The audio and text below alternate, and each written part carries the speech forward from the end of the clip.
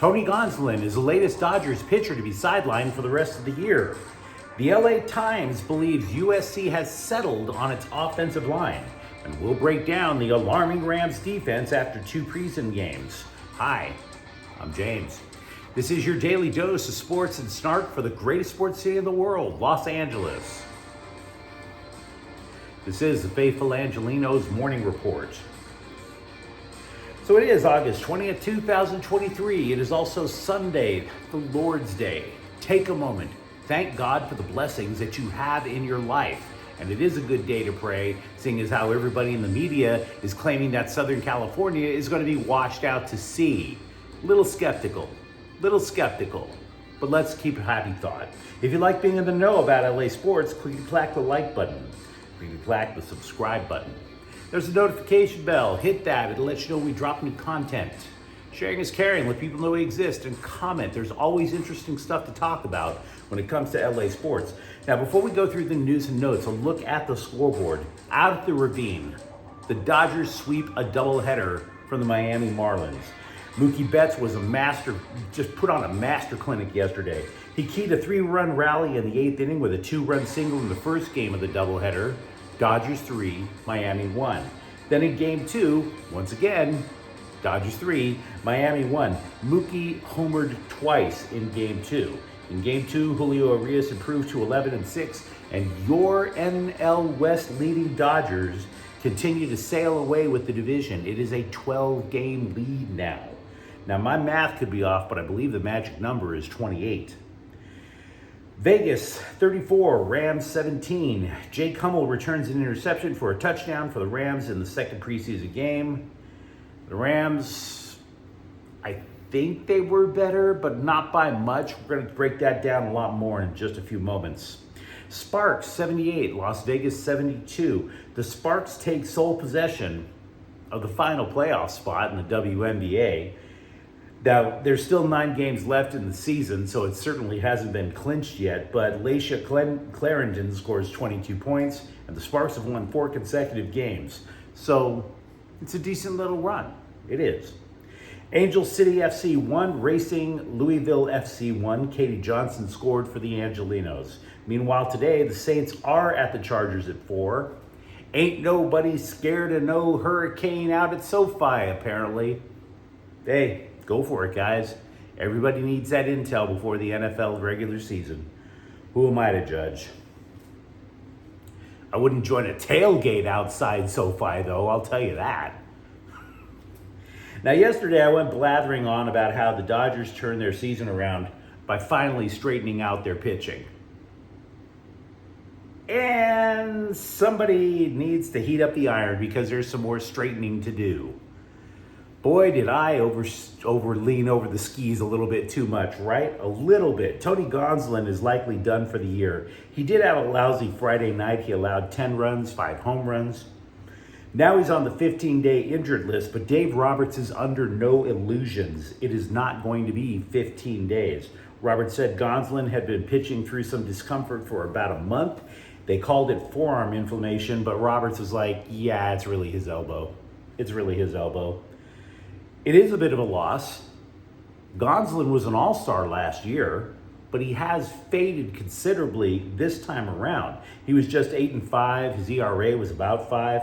This is the latest in a long line of Dodger pitchers to miss significant time due to either elbow injuries or forearm inflammation. Last year, Walker Buehler, maybe he returns next month. He had a second Tommy John surgery. This year, Dustin May, gone for the year, along with Gonsolin. It's getting to the point where the Dodgers front office is on autopilot whenever a pitcher gets a long-term injury. So what does autopilot do now? Well, Brian Hudson was called up from AAA Oklahoma City as a result, but he's a reliever. Ryan Pepiot, remember him? Last year, he was pretty damn solid as a spot starter. He, according to Roberts, is likely the first candidate to take Gonsolin's spot. But the funny thing is, Pepiot was out most of the year too. He had an oblique intercostal issue. That's basically where the chest and the ribs intertwine. Gavin Stone and Ryan Yarbrough are also options. The LA Times believe that the Trojans have settled on their offensive line.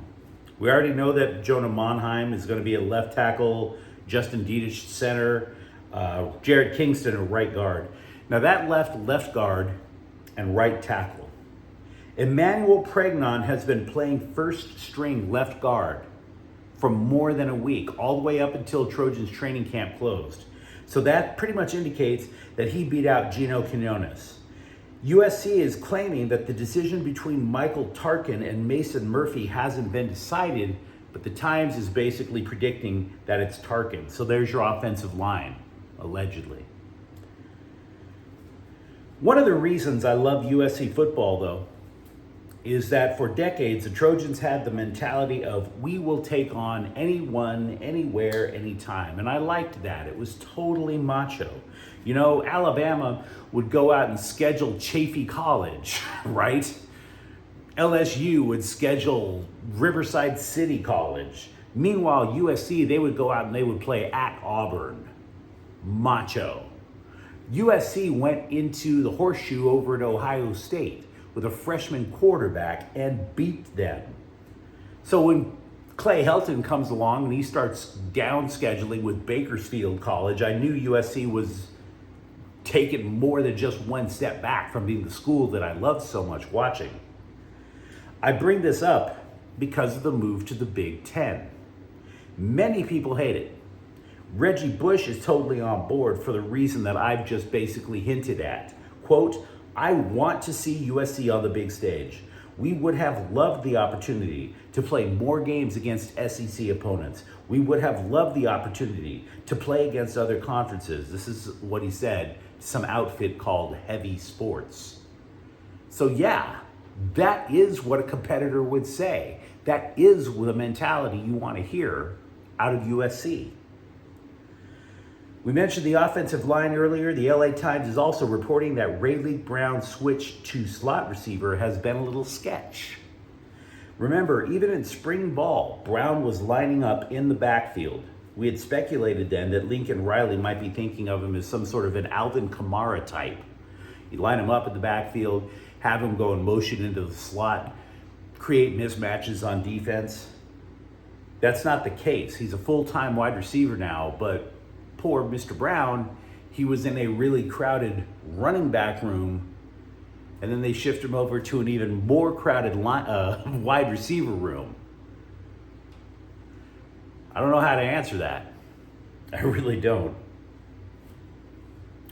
Some of what I'm about to bring up is a little repetitive because we talked about it last week, but we are now noticing patterns with the LA Rams, especially on defense. Now, if you recall the offseason, the Rams kept almost all of their offensive skill positions intact and tore down the defense pretty much to the nub in order to reset their salary cap. Hence the phrase remodel. They didn't tear down the whole team, they just tore down half of it, right? But just like the Rams did not get any pressure on the Chargers last week, the Rams didn't get any pressure on the Raiders either. And that is a problem. It is the defensive line. It is the defensive line. It is the defensive line. I realize Aaron Donald didn't play. He is not a one-man defensive line. Now, by the way, neither did linebacker Ernest Jones or rookie edge rusher Byron Young. But still, zero pressure, zero. Again, you have to ask yourself how important getting to the quarterback is. I'm 55 years old. Since I have been born, of the 55 NFL drafts that have been held, 40 of the number one overall picks in the NFL either went to a quarterback or defensive lineman. So in other words, if you're going to break it down to it, if you're trying to build a football team literally from the ground up, you either need to have one of two things. You either need to have a quarterback or you need to have people who know how to kill a quarterback. Now, the Rams have one that we know about, obviously, in Donald. So, having said that, the Rams also know they have their quarterback, but you need more than Aaron Donald to eventually apply pressure. Aaron Donald cannot be everywhere at once, right? That is why I'm so hard on this young Rams defense, even in the preseason. There are jobs to be had on defense during this remodel. They got rid of a ton of players. There are jobs to be had. You have to have the gumption to go out and take it. That is, so far, the only one we know who went out and took a job is quarterback Trey Tomlinson. And don't get me wrong, I like his moxie, but he's a cornerback. The Rams have to get to the quarterback. If they don't, Tomlinson's just going to be out hung up to dry. And that's not fair. So going to last night's game, the Rams allowed more than 400 yards of offense to the Raiders. Vegas averaged more than 6 yards per play, almost 8 yards per pass attempt. I think the Rams tried a renewed focus on stopping the run. The Chargers rushed for more than 200 yards last week. Last night, the Raiders only got 98. But in the grand scheme of things, LA had but one sack, and rest assured it was not on Jimmy Garoppolo, who only played one drive and completed all 4 of his passes. That particular drive with Garoppolo, an actual first stringer, the Rams didn't even force a negative play. Every play the Raiders ran, big time plus yardage. And if you watch a lot of football, you might have noticed how they very rarely play with multiple linebackers. The reason is that they would have Jalen Ramsey as sort of a pseudo linebacker. He would play the star. He could be a corner. He could be a safety. They might even put him up as an edge rusher because of his abilities. The Rams last night, though, they changed their defensive philosophy quite a bit. They used multiple linebackers a lot, and the reason for that is obvious. They don't necessarily know what they have on that defensive line. So they're trying to reinvent everything about their defense with 2 weeks to go before the regular season. That's alarming. And I haven't even tried to break down the breakdowns on special teams yet. Perhaps the NBA probe into James Harden's allegations about the Philadelphia 76ers has loosened people's lips. Now, if you recall, Harden wants to play for the LA Clippers, right? And he wants to get paid at the same time. You see, he was supposed to be a free agent. If he was a free agent, he could have chosen any team he wanted. The problem was, if he went to the Clippers, he would have had to have signed for minimum wage because the Clippers are so far over the cap. The only way he could come to the Clippers is by forcing a trade where both teams wind up becoming salary cap compliant. So he accepts the option on his contract to remain in Philly. And then, of course, he's under the impression that the Sixers are going to trade him to the Clippers. The Clippers correspondingly lowball every trade offer. And the Sixers are not that stupid. They're like, we're not accepting this. And then hilarity ensued. So, just like a Benny Hill skit. So what's happened since this probe into Harden's allegations about Sixers ethics has taken place? Well, a source, which is obviously somebody in the Philadelphia front office, detailed how deeply the Clippers lowballed Philly. And by the way, it's something we've already talked about here. I'm just repeating this because Harden is claiming that the Sixers are unethical. Are they really? Are they? Because the Clippers only offered Terrence Mann, a reserve who averaged 8.8 points per game. They offered Terrence Mann to Philly for a 10-time All-Star and former MVP. 9 points, 10-time All-Star. In what world does that even sound like a fair trade? Sure, you could listen to sports talk radio and somebody goes, hey, Romy, what if we traded James Harden for Terrence Mann? Rack me. Of course not. Who the hell would make that trade? Philadelphia wants first-round picks because if they lose James Harden, they need to rebuild their team quickly. But that's not going to happen because LA sent about 136 of their first-round picks to Indiana in order to get Paul George. So this story bothers the hell out of me because I knew why that trade wasn't going down. I told you why that trade wasn't going down. It's not because Philly's unethical. It's because the Clippers know that they have the power, the leverage in this trade. So they intentionally lowballed Philly. And Philly said no. End of story. UCLA basketball coach Mick Cronin is relieved, and genuinely so. We talked all offseason about how players were just leaving the Bruins since the end of last season, and to be sure, they added some height overseas.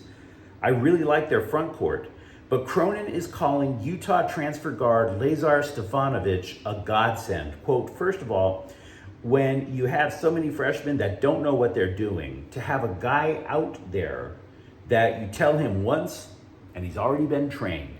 He started for 2 years in the Pac-12. It's going to be really important to have a veteran guy like him that's averaged double figures. He sets a great example for our guys as far as work ethic. He's as good as I've seen with that. He's professional. He's an adult, unquote.